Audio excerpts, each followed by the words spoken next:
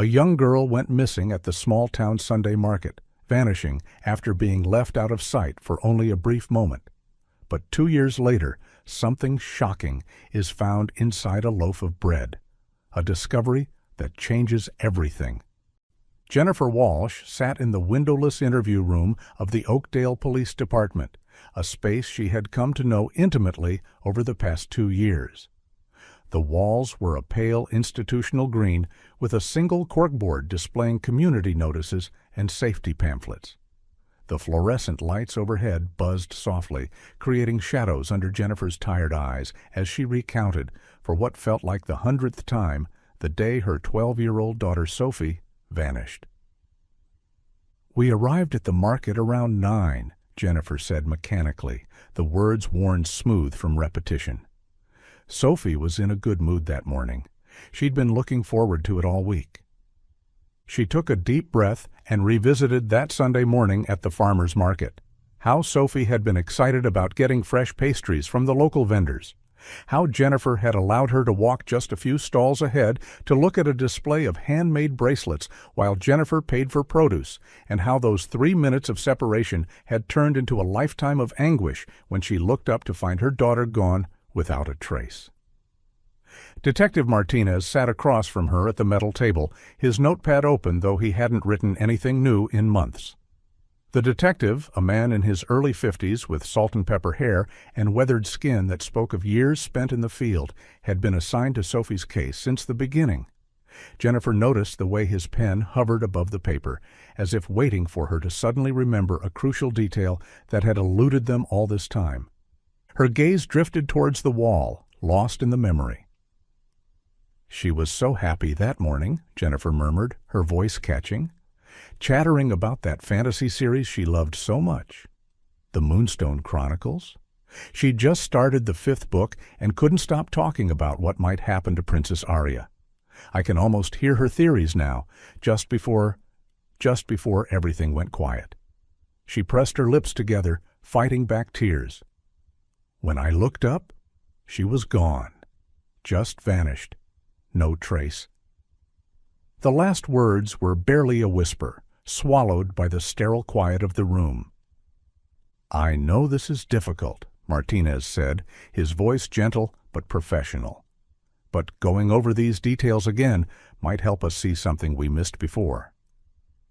Jennifer nodded, though she didn't believe it. They'd been over that Sunday morning hundreds of times, dissected every second, interviewed every vendor and shopper they could find. Nothing had ever come of it. Detective Martinez slid a folder toward Jennifer containing the latest field reports from patrol officers who still, occasionally, followed up on Sophie's case. He spoke in a gentle tone, explaining that they'd interviewed 3 more people who responded to the renewed flyers Jennifer distributed last month, but none of the leads panned out. Jennifer nodded mechanically, having grown accustomed to disappointment. The folder contained the same photos she'd memorized. Sophie before she disappeared. The sight of her daughter's face, frozen in that last moment of happiness, sent a familiar jolt of pain through Jennifer's chest. "We're not giving up," Martinez assured her, though they both knew the reality. After 2 years, the chances of finding Sophie diminished with each passing day. Missing children cases rarely ended happily after so much time. Jennifer reached into her bag and pulled out a small notebook filled with her own meticulously documented observations and leads. As an elementary school librarian, organization had always been her strength, and she'd applied those skills to her daughter's case with desperate intensity. She flipped through pages of handwritten notes, cross-references, and annotated maps. "I've been thinking about the delivery man who mentioned seeing a girl who looked like Sophie near Westlake Park last month," she said, her finger tracing a line of her neat handwriting. "I went there every day for a week, same time, but didn't see anything. But what if we expanded the search radius? What if he saw her on her way somewhere else?" Martinez watched with a mix of admiration and concern. He'd seen how Jennifer's pursuit had consumed her life, causing her to take an extended leave from the school where she once found joy in introducing children to the world of books. Her persistence was remarkable and heartbreaking. "We'll look into it," he promised, though they both knew it was likely another dead end. The sudden ringtone cut through the room's somber atmosphere. Jennifer fumbled in her bag for her special phone, the one with a number printed on all of Sophie's missing posters, the line dedicated solely for tips about her daughter. Her hands trembled slightly as she extracted the phone, a flicker of hope lighting her features despite the countless disappointments that came before. "Hello?" she answered, her voice carefully controlled. Detective Martinez straightened in his chair, watching Jennifer's expression shift from cautious hope to stunned disbelief. The color drained from her face as she listened to the caller. Her free hand gripped the edge of the table, knuckles whitening. "You found what?" she whispered, her voice barely audible. Martinez leaned forward, concern etched on his face. "I'll be right there," Jennifer said, ending the call. She looked up at Martinez, her eyes wide. "That was Brenda Collins, a fifth-grade teacher from the neighborhood, only a few streets away. She found—" Jennifer's voice broke. "She found Sophie's bracelet in a loaf of bread." Jennifer's knuckles turned white as she gripped the steering wheel of her sedan, following Detective Martinez's police cruiser through the familiar streets of their small town. Her mind raced with possibilities, having experienced too many false alarms over the past 2 years to fully embrace hope. There was the psychic who claimed Sophie was near water. The town had a lake, making the vision conveniently vague. The reported sighting at a mall 3 counties over that turned out to be a different child, and the anonymous caller who demanded money for information that never materialized. Yet something in Brenda Collins' voice sounded different, genuine shock rather than misplaced certainty. The afternoon sun cast long shadows across the residential streets as Jennifer followed Martinez's car into a quiet subdivision of ranch-style homes. The neighborhood was typical of Oakdale. Neat lawns, modest houses, bicycles abandoned in driveways by children called in for dinner. It was the kind of place where people assumed they were safe, where parents let their children play outside without constant supervision. Jennifer once believed that, too. They pulled up to a yellow house with white trim and neatly tended flower beds. Jennifer recognized it as Brenda Collins' home. She'd been here once for a school function before Sophie disappeared.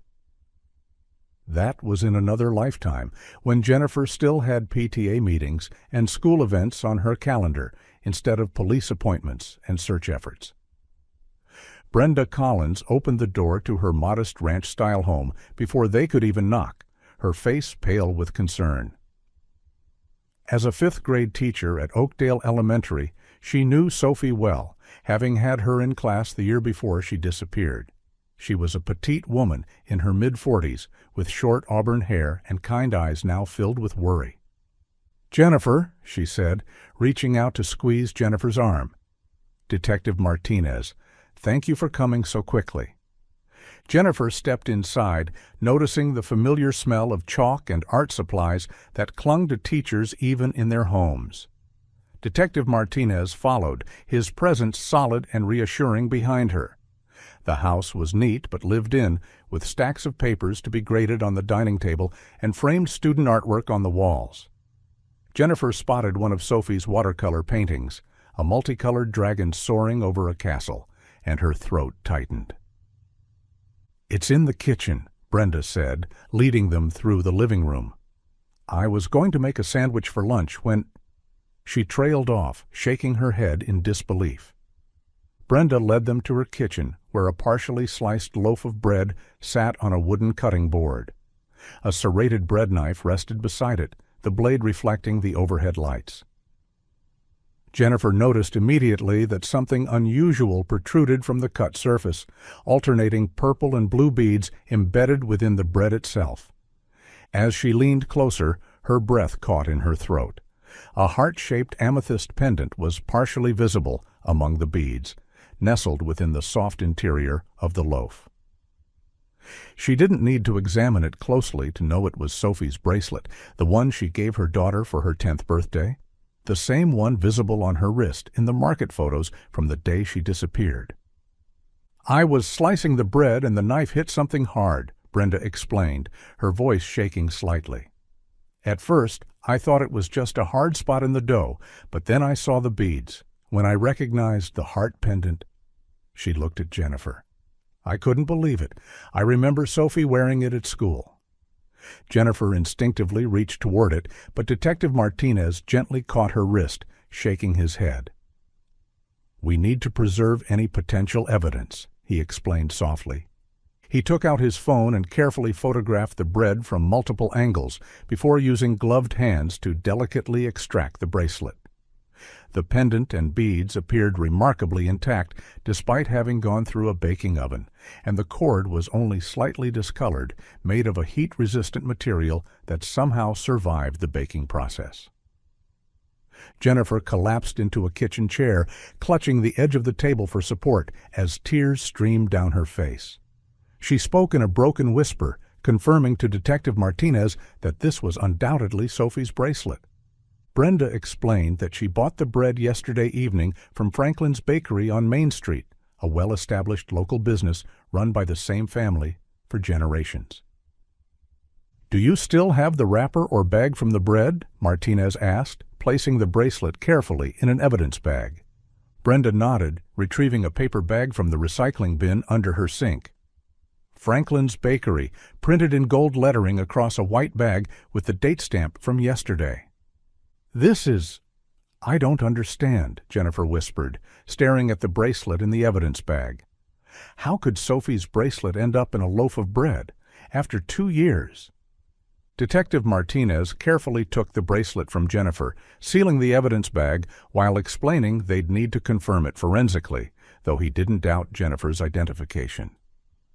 "We're going to find out," Martinez assured her, his voice firm with renewed determination. "This is the first tangible lead we've had in Sophie's case. We'll go to Franklin's Bakery immediately."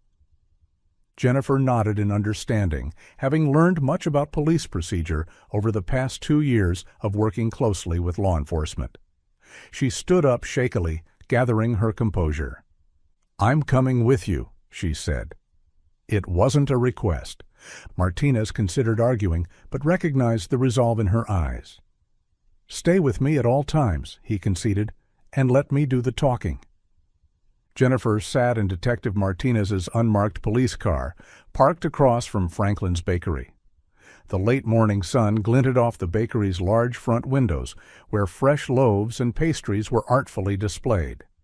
The brick building, with its striped awning and gold-lettered sign, had been a fixture in downtown Oakdale for as long as Jennifer could remember.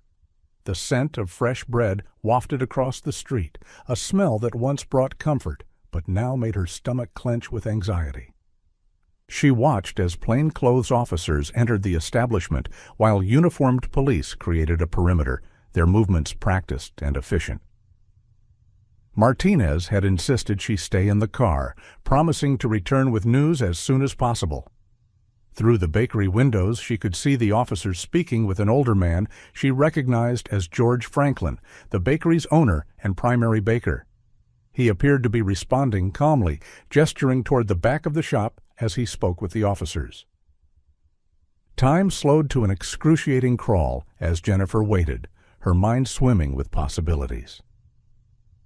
The bakery was one of the places she distributed flyers when Sophie first disappeared. She remembered George Franklin, the elderly owner, expressing sympathy and promising to keep an eye out. He even donated bread for the volunteer search parties that combed the woods and parks in those first desperate weeks. Jennifer watched the police activity, wondering how her daughter's bracelet could have ended up in bread from this shop. Was it placed there at the bakery? During delivery? At the distribution center? The number of people who might have had contact with that dough before it became bread seemed overwhelming. Through the windshield, Jennifer observed the police methodically working their way through the bakery. One officer appeared to be taking photographs of the kitchen area, visible through the swinging door at the back of the shop. Another spoke with the young cashier, a college-aged girl Jennifer didn't recognize. The activity inside seemed thorough, but unhurried, suggesting they hadn't found anything immediately alarming. A group of curious onlookers gathered at the police perimeter, their expressions a mix of concern and morbid curiosity. Jennifer sank lower in her seat, not wanting to be recognized. Since Sophie's disappearance, she'd become an unwilling local celebrity, the subject of sympathetic glances and whispered conversations whenever she ventured into town. Some people avoided her entirely, as if her tragedy might be contagious. Others approached with awkward condolences or, worse, invasive questions. The isolation had been nearly as painful as the loss itself. Detective Martinez finally emerged from the bakery after nearly 2 hours, his expression grim as he slid into the driver's seat. He smelled of flour and yeast as he turned to Jennifer and shook his head. "The officers found nothing suspicious in the bakery," he explained, his voice tinged with disappointment. George Franklin appeared genuinely shocked about the bracelet and was fully cooperative. He provided documentation that showed he receives pre-made dough from Midwest Baking Distribution, a large company that supplies dozens of bakeries throughout the state. Jennifer's hope deflated. So it could have been put in the bread anywhere along the way? At the distribution center? During transport? Martinez nodded. Franklin even called his supplier while we were present, trying to help trace the source. The representative confirmed they supply dough to at least 30 bakeries in a 3-state area. Martinez sighed, explaining that this complicated the investigation significantly. They'd need to examine the entire supply chain, from the distribution company to its suppliers of raw ingredients, to determine how Sophie's bracelet ended up in the bread. "What about Franklin himself?" Jennifer asked. "Did he seem suspicious in any way?" "Not particularly," Martinez replied. "He seemed genuinely concerned and offered to provide any assistance he could. He's been running that bakery for over 30 years, has no criminal record, not even a parking ticket. There's nothing to indicate he'd be involved in Sophie's disappearance." Jennifer stared out the window at the bakery, studying its cheery facade. So what now? Martinez started the car and pulled away from the bakery. He told Jennifer they needed to go to the station to process the bracelet as evidence.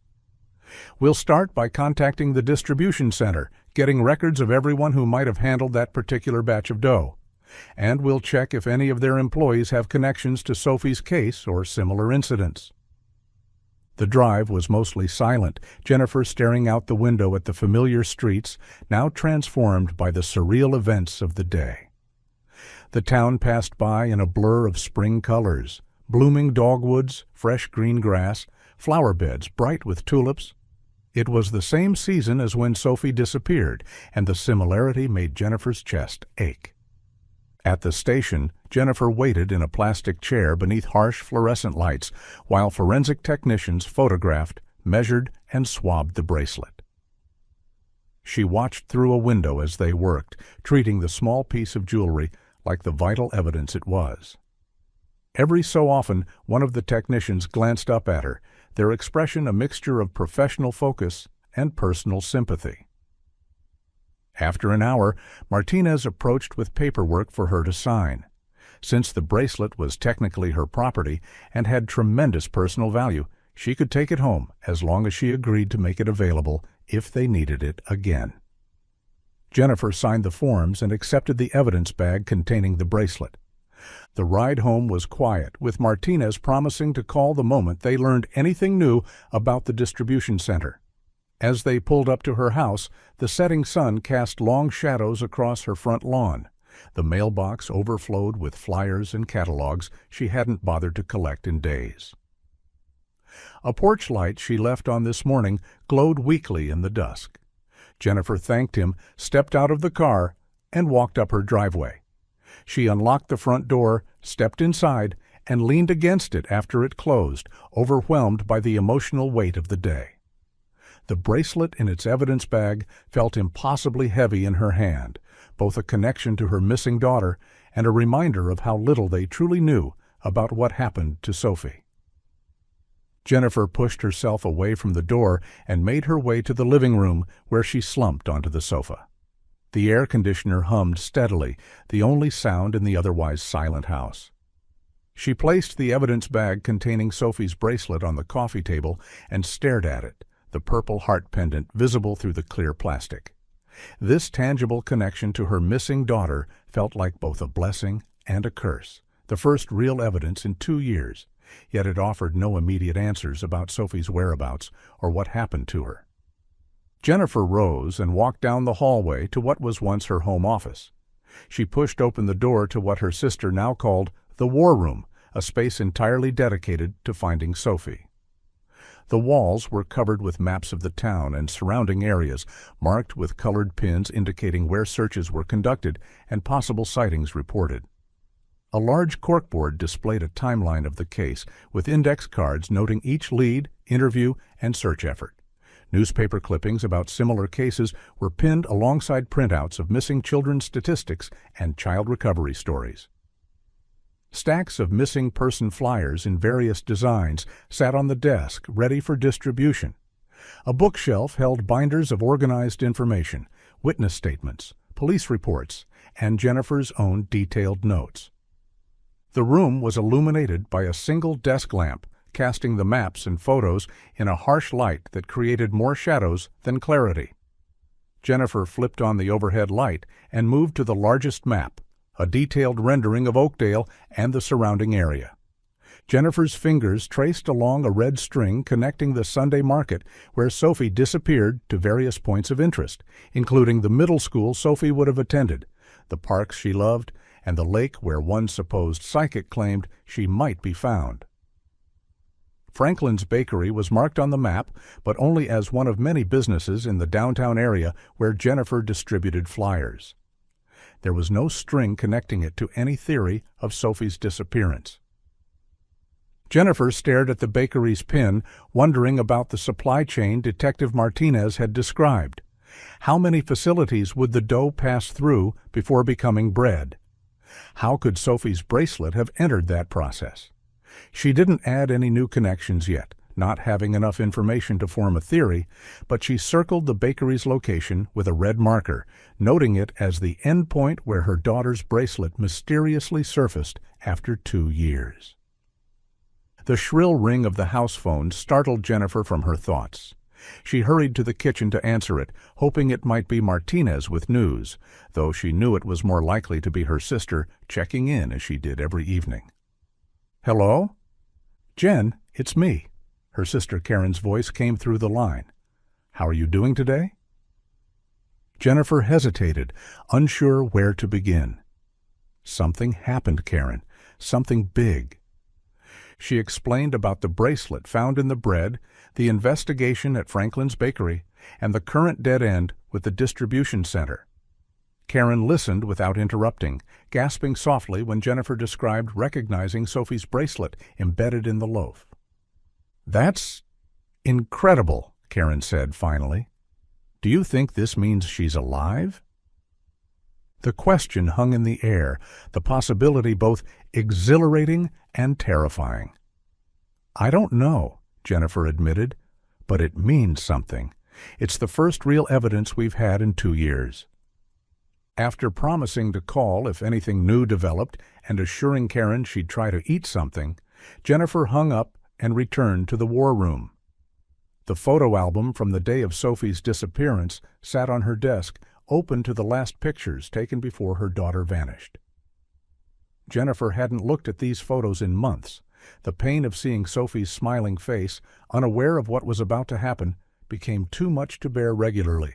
But now, with the bracelet providing the first real lead in 2 years, she forced herself to examine every detail with fresh eyes. She flipped slowly through the pages, studying the background of each shot, looking for anything or anyone that might have seemed insignificant before but could be crucial now. The market had been bustling that day, with dozens of vendors selling everything from fresh produce to handcrafted jewelry. The photos captured slices of that atmosphere.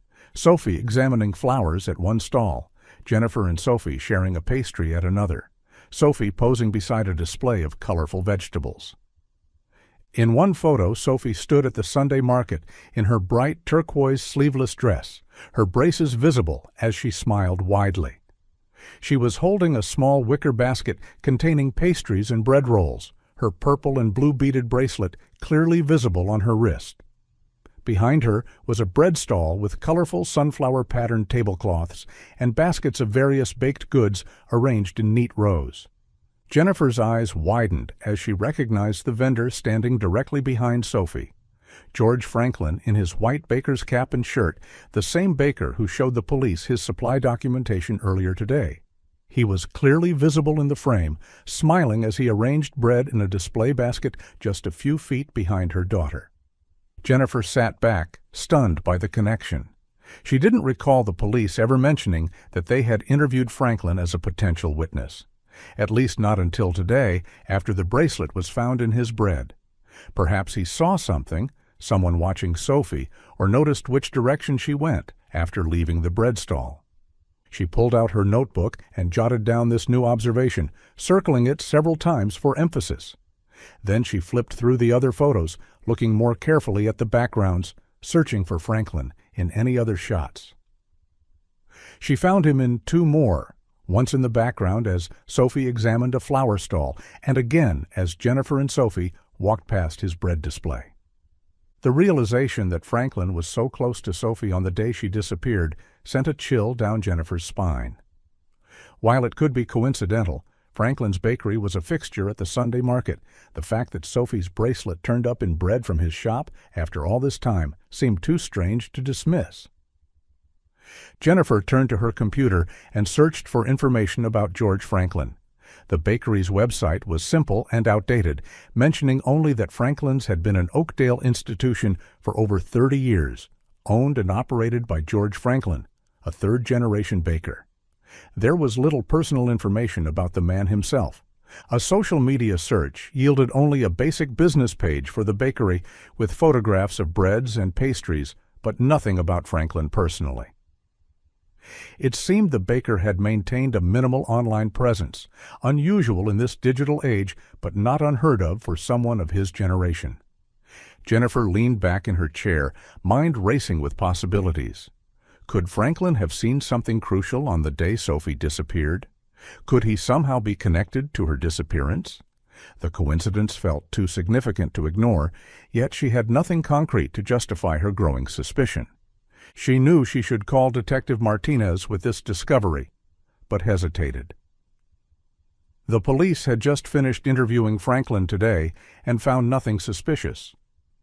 Would they take her seriously if she called now with what amounted to a coincidence that Franklin happened to be in photos from the market that day? Of course he was there. His bakery had a stall. It wasn't evidence of anything nefarious. Still, Jennifer couldn't shake the feeling that this connection mattered. She resolved to speak with Franklin herself, casually, to see if he remembered anything about that day. Perhaps he noticed Sophie at his stall, or saw her afterward. At the very least, she might learn something about how her daughter's bracelet ended up in his bread 2 years later. Decision made, Jennifer closed the photo album and checked the time. It was nearly 9 p.m., but she knew bakeries often operated on early schedules. She'd visit Franklin's first thing in the morning, when the baker would likely be preparing the day's goods. She set her alarm for 5:30 a.m. and tried to get some sleep. But rest eluded her. Jennifer tossed and turned, sleep eluding her as her mind raced with possibilities. The images from the market photos kept replaying in her mind. Sophie smiling, Franklin in the background, the bracelet on her daughter's wrist. Could the baker have seen something crucial? Could he have been overlooked in the initial investigation? The questions circled endlessly, preventing any possibility of rest. She glanced at the clock, 2:17 a.m., and realized bakers typically start work in the pre-dawn hours to prepare for morning customers. On a sudden impulse, she decided to drive to Franklin's bakery, thinking he might already be there preparing the day's goods. This could be her chance to speak with him without interruptions or other customers present. Jennifer quickly dressed, grabbed her keys, and headed downtown. The streets were deserted at this hour, street lights casting pools of yellow light on the empty sidewalks. Oakdale was not a place with much nightlife. Even the bars closed by 1 a.m. on weeknights. She passed only one other car, a police cruiser that slowed briefly as it passed her before continuing on its patrol. As she approached the bakery, she noticed lights glowing from within despite the closed sign, confirming her hunch that Franklin started his workday while the rest of the town slept. Jennifer parked across the street, gathering her courage before deciding to approach the store. Part of her knew this was impulsive, potentially even reckless, but the desperate need for answers outweighed caution. Through the windows, she could see movement in the back of the bakery. A figure, presumably Franklin, moved between the counters, though from this distance she couldn't make out exactly what he was doing. Jennifer crossed the street and approached the front door. There was a small side door nearby, probably used for deliveries, and as she hesitated by the main entrance, this side door suddenly opened. George Franklin emerged, carrying what appeared to be a garbage bag. He was wearing the same white baker's uniform she recognized from the market photos, though now it was dusted with flour. He froze when he saw Jennifer standing near the entrance, clearly surprised by her presence at this hour. "We're closed," he called out, his voice gruff. "Won't open until 6. Jennifer stepped forward into the pool of light cast by the bakery windows. "Mr. Franklin, I'm Jennifer Walsh, Sophie Walsh's mother. I was hoping I could speak with you for a moment." Recognition dawned on Franklin's face. It was the look of stark recognition Jennifer had seen countless times, the unavoidable acknowledgment given to the mother whose daughter's face was displayed on posters in his own window. He hesitated, glancing back at the bakery door before setting the garbage bag down beside a dumpster. He approached cautiously, wiping his hands on his apron. "Mrs. Walsh, I'm sorry, but this is a strange hour for a visit." Jennifer nodded, aware of how unusual this must seem. "I know, and I apologize. I couldn't sleep, and I remembered bakers work early hours. The police were here earlier about the bracelet found in one of your loaves." Franklin's expression softened with what appeared to be sympathy. "Yes, a terrible business. I told the officers I have no idea how something like that could happen. I get my dough from Midwest Distribution. Whatever was in it didn't come from my shop." "I understand," Jennifer said, trying to keep her voice steady. "But I was looking through some photos from the day Sophie disappeared, and I noticed you were there, at the market. Your stall was right near where Sophie was last seen." Franklin appeared to consider this, then unlocked the door, inviting her in. "Why don't you come inside?" "It's chilly out here, and I've just made fresh coffee." Jennifer hesitated only briefly before following him into the warmth of the bakery. The familiar scent of baking bread enveloped her, bringing unexpected tears to her eyes. Sophie had loved fresh bread, had always begged to stop at bakeries whenever they passed one. Franklin offered her a chair at a small table in the corner of the front area, then disappeared briefly into the back, returning with 2 mugs of coffee and a plate of fresh-baked rolls. "Just came out of the oven," he explained, setting them down. "Thank you," Jennifer said, though she had no appetite. She took a sip of coffee, gathering her thoughts. "Mr. Franklin, were you ever interviewed by the police after Sophie disappeared?" Franklin sat across from her, his weathered hands cupping his coffee mug. "Briefly. They spoke to all the vendors at the market that day. I told them I didn't see anything unusual, which was true. It was a busy morning. Lots of customers." Jennifer nodded, bringing out her phone. "I was looking at these pictures from that day." She showed Franklin the market photo on her phone, pointing to where he stood in the background behind Sophie. "You were very close to where she was last seen."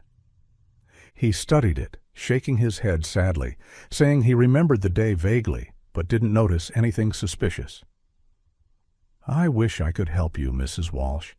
That poor girl, your daughter was such a bright thing. I remember her coming to the stall sometimes, always polite."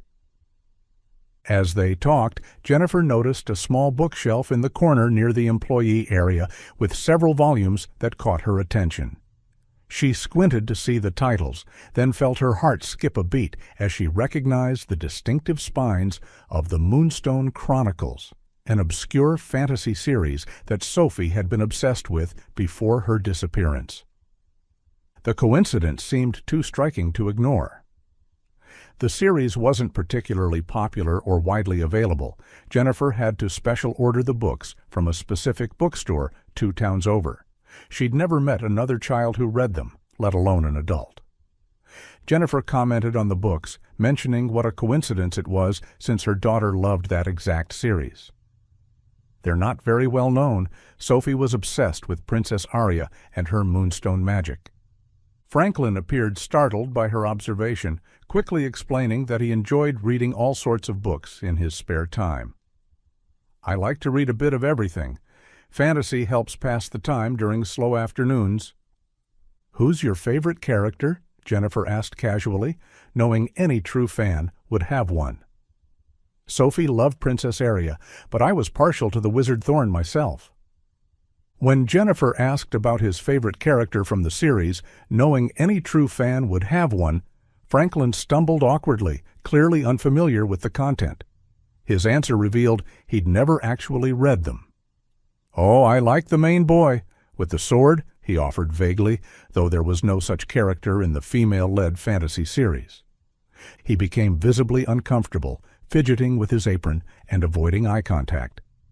"I got them at a library sale," he muttered, his earlier warmth evaporating. "Though I haven't had time to read them yet." He glanced at the clock on the wall, then abruptly stood. "I'm sorry, Mrs. Walsh, but I have much to do before opening. The morning bake won't prepare itself." Jennifer took the hint, thanking him and apologizing for the intrusion. As she left, her mind raced with questions.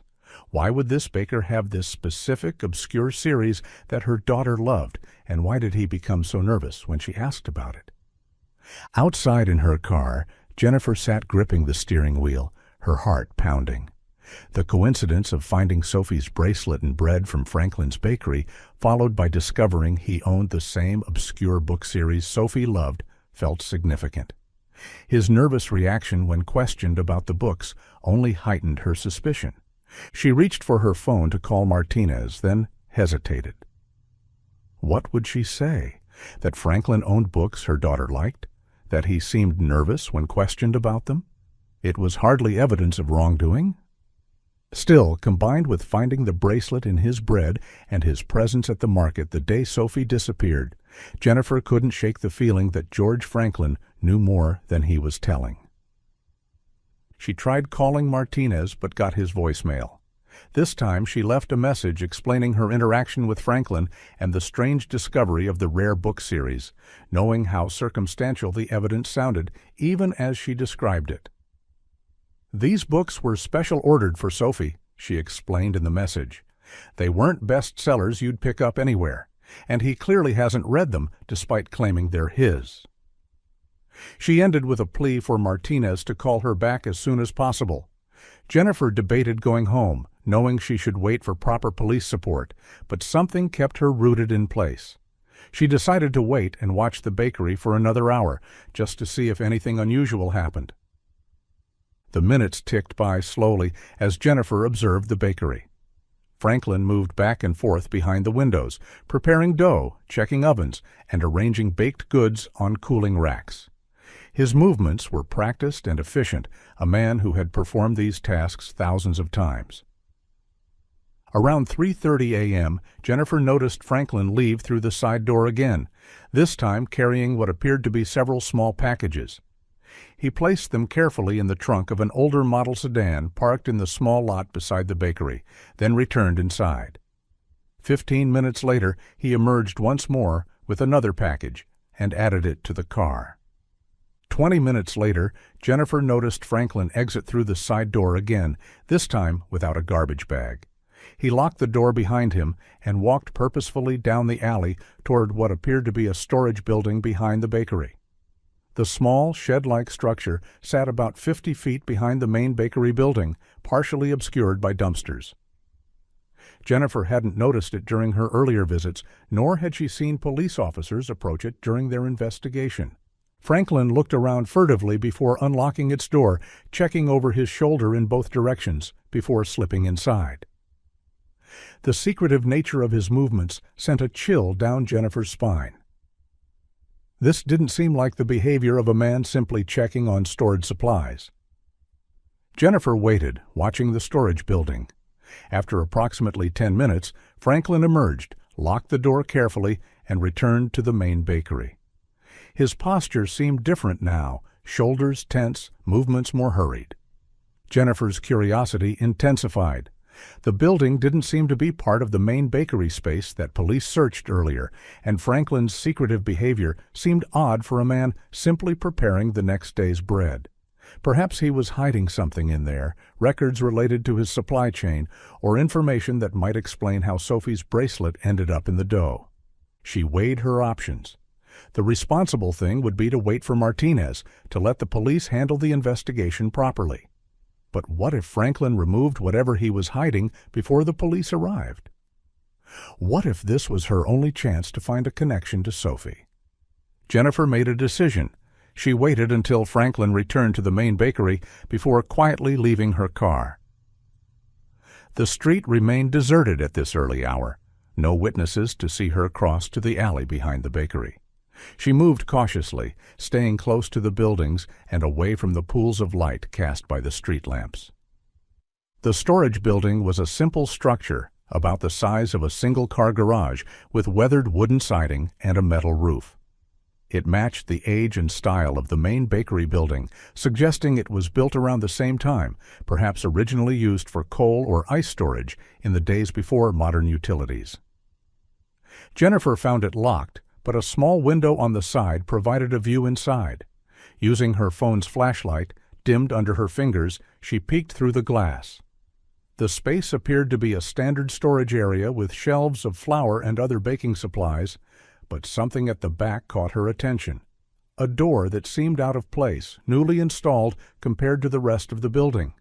The interior door had a modern appearance, with a fresh coat of white paint that stood out against the aged wood of the surrounding walls. As her eyes adjusted, she noticed a keypad lock on the door, suggesting it secured something more valuable than flour and sugar. Why would a simple storage shed for a small-town bakery need such sophisticated security? Jennifer tried to see more, but the angle of the window limited her view. She considered trying to find another way to look inside, but knew that would be trespassing, potentially compromising any evidence that might help find Sophie. Reluctantly, she retreated to her car, her suspicion now fully awakened. From her vantage point across the street, Jennifer continued her surveillance. The lights in the main bakery remained on as Franklin continued his preparations for the day. Occasionally, he disappeared from view, presumably working in parts of the bakery not visible from the street. Around 4:15 a.m., Franklin emerged from the side door again, this time carrying what appeared to be a tray covered with a cloth. He made his way to the storage building, unlocked it, and disappeared inside. This time he remained there longer, almost 20 minutes by Jennifer's count, before returning to the main bakery empty-handed. Just after 5 a.m., Franklin exited the bakery, looking around cautiously before heading to the storage building. This time he carried nothing, but his furtive manner sent another wave of unease through Jennifer. She waited until he disappeared inside, then quietly moved closer, positioning herself near the small window on the side of the storage structure. Through the window, she could see that the door with the keypad lock was now open, revealing a hidden room behind it. Franklin had entered this room, leaving the door ajar. From her angle, Jennifer could see only a small portion of the hidden space, what appeared to be a small bed or cot against one wall, and a small table with a lamp. The realization hit her with stunning force. This wasn't just storage, it was some kind of living space. Jennifer's heart pounded in her chest. Could Sophie be in there? Could her daughter have been held captive in this hidden room all this time, just blocks from their home? The possibility seemed both incredible and horrifying. She strained to see more, to catch a glimpse of whoever might be inside that room, but Franklin's body blocked most of her view. She heard voices, but couldn't make out the words through the window glass and the distance. Jennifer retreated to her car, her hands shaking as she tried Martinez's number again. Still no answer. She debated calling 911, but hesitated. What exactly would she report? That a baker had a secured room in his storage building? That he was bringing food to someone hidden there? It sounded paranoid without concrete evidence, and a false alarm could jeopardize the investigation into Sophie's disappearance. She decided to wait a little longer to see if she could gather more information. After a few minutes watching the storage building from her car, Jennifer noticed Franklin hadn't emerged. Her concern growing, she made a decision. She needed to hear what was happening in that room. She quietly exited her vehicle and made her way back to the storage building, careful to stay in the shadows. Jennifer shifted position to get a better view through the small window. She could hear raised voices coming from the hidden room inside the storage building. Franklin's voice echoed, sharp with anger, though she couldn't make out the exact words. She pressed her ear closer to the glass, straining to hear. "I trusted you," Franklin's voice echoed, sharp with anger. "How could you do this to me? After everything I've done for you?" The response came in a voice so hauntingly familiar that Jennifer's breath caught in her throat. "I don't understand," the younger voice said, sounding frightened. Jennifer froze, her heart beginning to race. The voice, higher-pitched with that slight tremor. Could it be? "Don't play innocent with me," Franklin snapped. Jennifer saw him slam something down on a small table inside the room. Not a newspaper, as she first thought, but a printout of what looked like an email or police notice. "Someone found a bracelet in one of the bread loaves today. A purple heart bracelet with blue beads. The police came here with your mother." "My mom?" The young voice cracked with emotion. "She was here?" Jennifer's heart pounded violently in her chest. The voice? Could it possibly be Sophie's? After 2 years, her daughter's voice would have changed somewhat, but the cadence, the way the words tumbled out, it sounded so much like her. "You put that bracelet in the dough last night when I wasn't looking, didn't you?" Franklin's voice grew dangerously quiet. "No, it was an accident," the girl stammered. "It must have fallen in when I was helping you arrange the dough." "Liar!" Franklin roared. Jennifer saw him sweep his arm across the small table, knocking items to the floor of the confined space. 2 years! 2 years I've given you everything, and this is how you repay me." Jennifer shifted position again, desperate to see who Franklin was speaking to. Through the window, she glimpsed a girl with long brown hair backing away from Franklin in the small room. When she turned slightly, Jennifer gasped. Even in profile, even after 2 years, she recognized her daughter's face. Sophie had grown taller, her face had thinned, and her hair was longer, but the large glasses frames were the same, and the way she held her shoulders when scared was unmistakable. Jennifer clamped a hand over her mouth to stifle a sob. Sophie was alive. Her daughter was alive and had been here, just blocks from their home, for 2 years.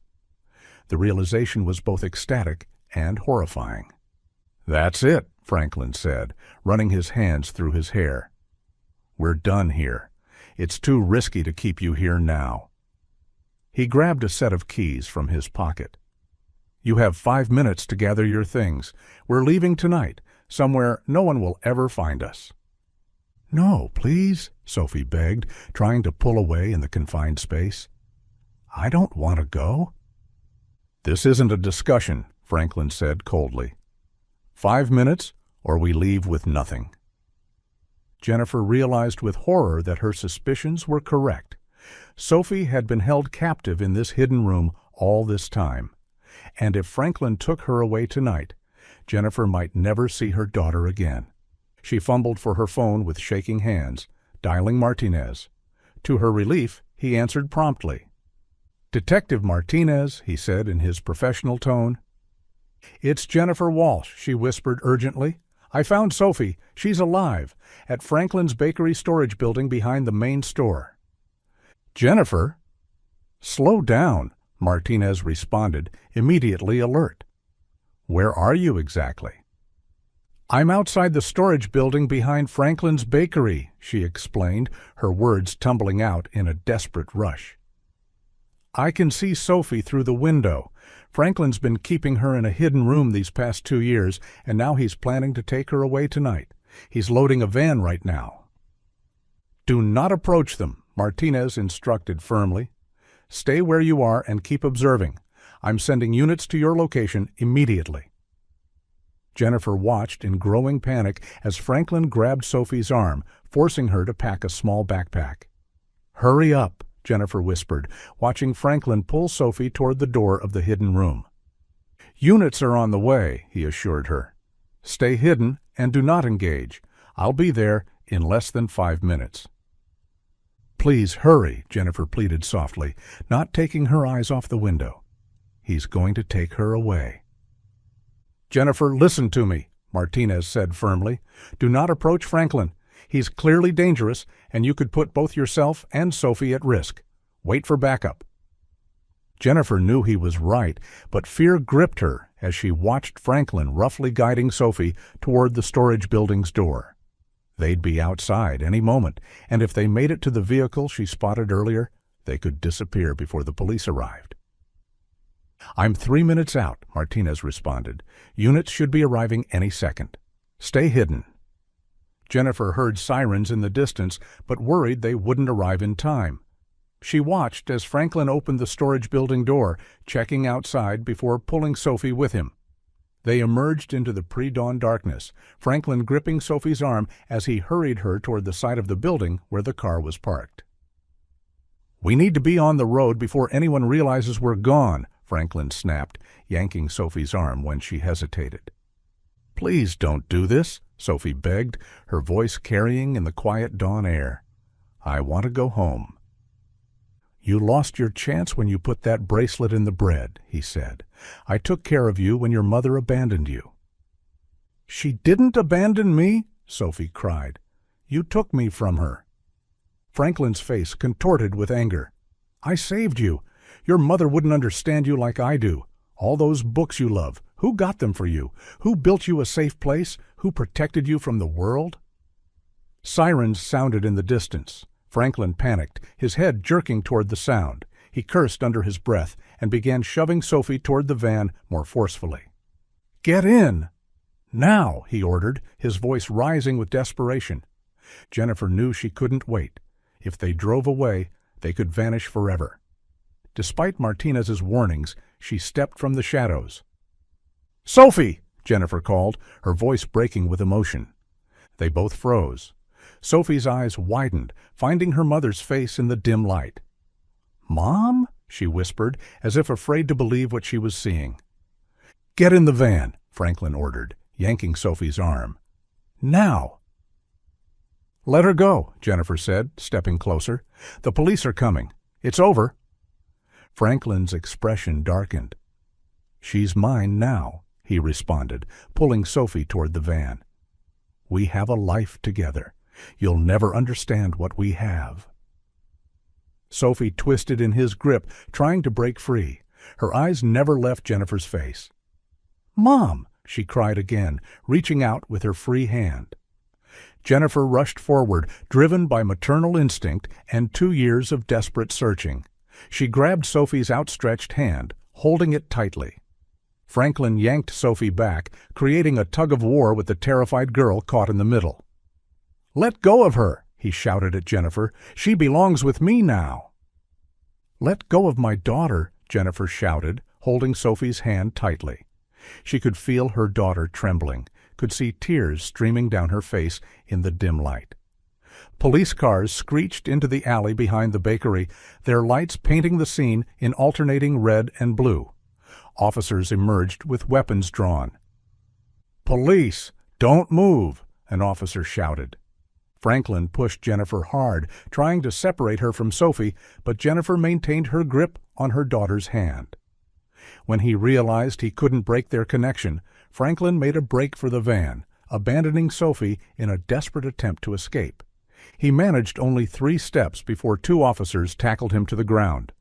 Franklin struggled briefly before the officers subdued him, snapping handcuffs around his wrists as he continued to shout incoherently. Jennifer held Sophie close, both of them crying as they sank to the ground. After 2 years of separation, the reality of their reunion was overwhelming. Jennifer touched Sophie's face, her hair, her shoulders, as if to convince herself this was real, that her daughter was truly here in her arms. "I tried to get away," Sophie sobbed into her mother's shoulder. "I tried so many times." "You're safe now," Jennifer assured her, stroking her hair. "You're safe. I've got you." Detective Martinez approached, his expression a mixture of amazement and concern.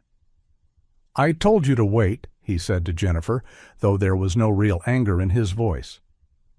He was going to take her away, she responded simply, not loosening her hold on Sophie. Martinez nodded in understanding, then knelt to Sophie's level. "Hello, Sophie," he said gently. "I'm Detective Martinez. I've been looking for you for a very long time."